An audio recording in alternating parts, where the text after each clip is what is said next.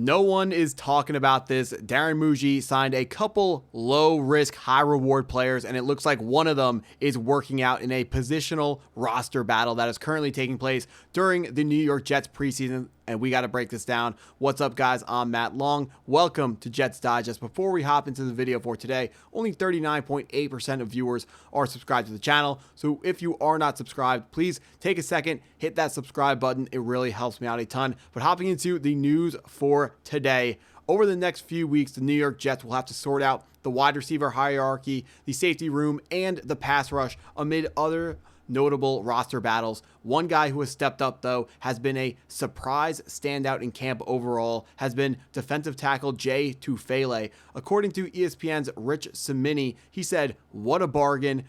One of the surprise standouts in camp is defensive tackle Jay Tufele, almost an afterthought in free agency. He signed a one-year, $1.2 million contract with no guaranteed money.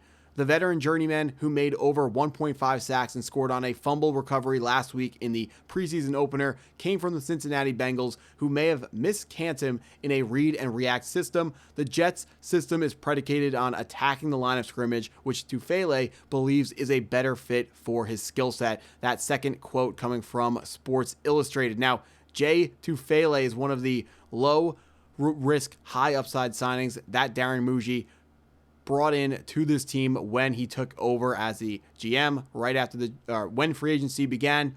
Signed a bunch of guys. Of course, the free agent that everyone loves to talk about for obvious reasons is the quarterback, Justin Fields, but there were more guys like Jay Tufele, like Weaver as well. There were a bunch of low risk guys that were signed to very small contracts, and we have been waiting for one of these guys or multiple of these guys to step up and make an impact on this Jets roster and show Aaron Glenn that they deserve to stick around for a long time. All of these guys only have 1 or 2 year contracts where they're not going to hurt the New York Jets long term. So if they are able to play well in our system this year under Aaron Glenn, they are going to be getting a much bigger contract extension, and money talks. People are going to fight. Let's take a look at the depth chart that Jay Tufele is currently working against. Currently, according to ESPN, they have Byron Cowart as the backup defensive tackle behind Quinnen Williams. The battle, of course, being for backup defensive tackle. Quinnen Williams is going absolutely nowhere. Derek Nottie from the Kansas City Chiefs and Jay Tufele are our 2 second stringers,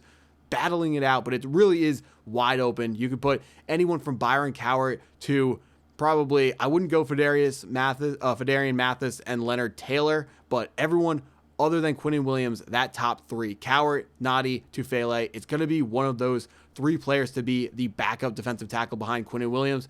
We watched early in training camp, Byron Cowart was the guy who was standing out early, which is, I'm sure, why ESPN has him currently as the backup defensive tackle behind Quinnen, or that second starter. But Jay Tufele, definitely my pick to be the guy next to Quinnen Williams, because he has been showing out in the preseason games. Practice may be a different story. I'm not at the practices. I can use my eyes to determine how good these players are only in the preseason games that everyone's watching. Game situations are always different than practice. Practice, it's controlled. Defensive line, the word attacking was in that quote from Sports Illustrated. That's what they do. It's violent. It's physical.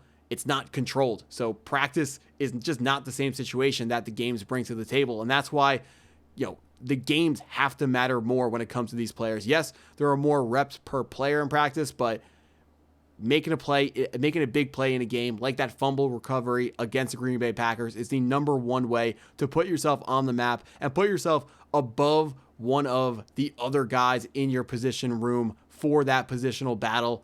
Love what we're seeing from Jay Tufele, and he's someone who I'm very excited about because who doesn't love to root for an underdog? Darren Mougey bringing in these I don't want to call them no-name guys, but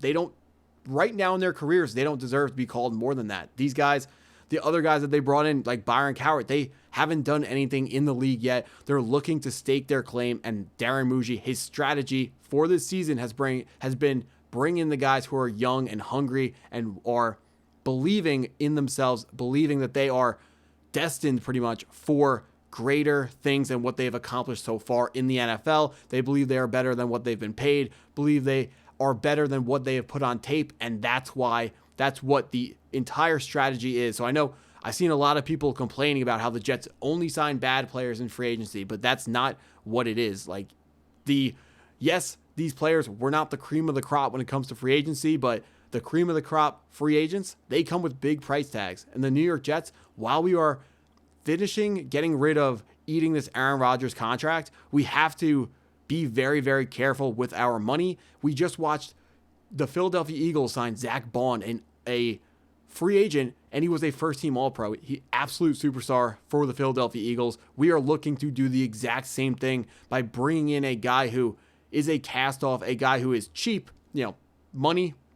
One of the most important things for this team right now, because like I said, unfortunately, that Aaron Rodgers contract is absolutely going to be killing us, but we're going to figure it out. And one other thing, the reason why I was talking about how these guys are still young and hungry, it's because Aaron Glenn is the exact same way. He's talked about how he sees the way the Jets are talked about in the media, the way the stigma is around the New York Jets football team.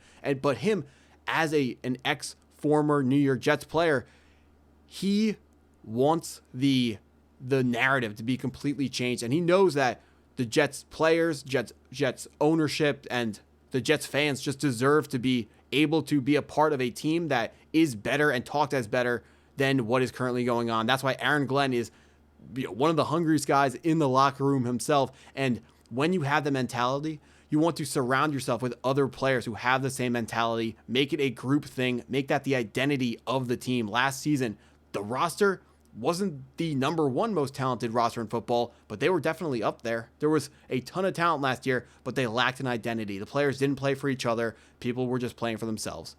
That's over with. Now, we said we needed a coach who's going to change that. We needed a coach who's going to set a new culture and make these guys band together as a team. Aaron Glenn is absolutely the catalyst for that. He is doing exactly that by using his hungriness and his just everything he brings to the table as a leader, everything he brings to the table as, and all the things we've been saying. Ex-player, he knows how to flip around teams before, did it as a part of the New York Jets, and did it with the Detroit Lions.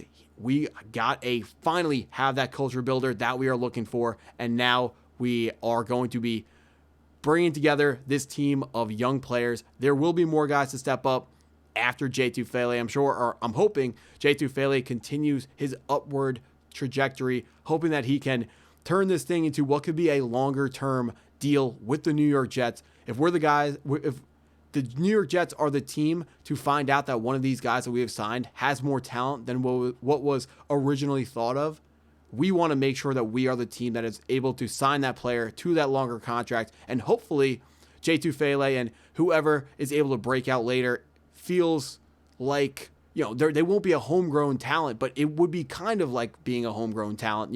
Usually a homegrown talent is someone you take, you draft them, and then they've only ever played for your organization. But when you are someone that, other people aren't taking a chance on, when there is a team that does take a chance on you, sometimes those players feel like they owe something to that organization. Maybe you can get a little bit of a discount, but mostly you'll be able to sign a good player for what is at least a reasonable amount of money, because free agency does get very expensive, and we need to make sure we are keeping that money down. Let's see what goes on with Jay Tufele. Can't wait to see who breaks out next, but that's what I got for this video. So if you enjoyed the video, please hit the like button, hit the subscribe button if you're new, and go Jets.